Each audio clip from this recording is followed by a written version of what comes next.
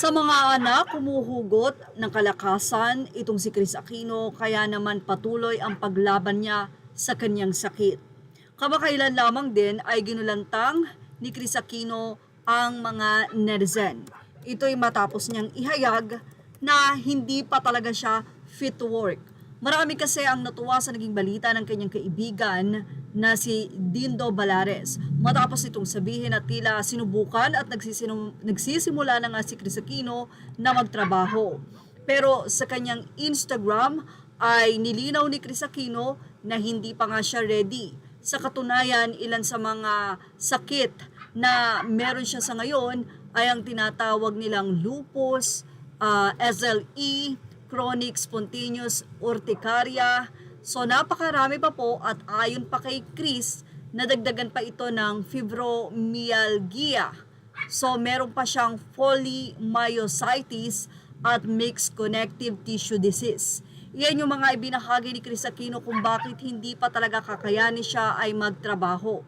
Isa pa sa ibinahagi ni Chris Aquino ay ang pagkakagulat na siya ay single na. Ibig sabihin nga ay hiwalay na sila ng kanyang nobyo na doktor. Ayon kay Chris, overwhelming. I've always been honest with all of you. For some time now, I have been single. No boyfriend, so clearly no fiancé. I never gave details while we were a couple, so it makes no sense to elaborate now.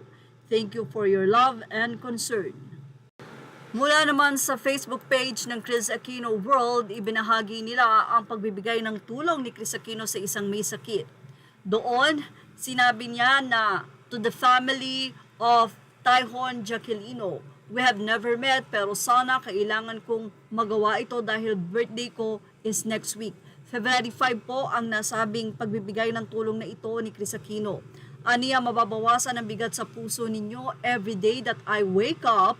Nagpapasalamat ako bilang na rin kasi ang oras ko. Yan po ang pag-amin ni Chris Aquino. Pero buong buo ang tiwala ko sa Panginoon because I know He listens to our prayers. Millions are praying for my health to improve. You are the symbol, the recipients of my gratitude. Hindi ko man matulungan ang lahat. Grateful ako for this opportunity. Yan nga ang ibinahagi ni Chris Aquino at pag-amin na rin na tila nabibilang na nga daw ang kanyang oras. Pero syempre ang pagtitiwala sa Panginoon na may extend ito ay buong buo.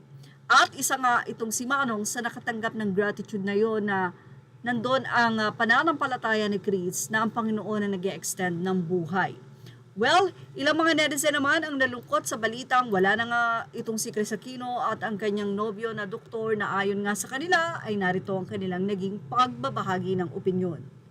Single na naman, then after 2 months, meron na naman love interest. Miss Chris, pagaling ka, wag na muna isingit ang love life kasi minsan, yan pa yung source ng stress. Kung gaya niyan, i-ended up like that. Pahinga muna, Ma'am Shi, awat muna sa mga lalaki. Say naman ng isa, kasi naman health muna ang pagtuunan ng pansin, saka na ang work. She's been working for like close to 30 years and she was always on top. This time, her health and kids muna. And sa love life naman, I think di niya yun swerte. So stop na sa kakaasa at kakapasok sa mga relationship that might even give her more stress. Thank you for watching. Images are all credit to the rightful owners. Please like, share, and subscribe.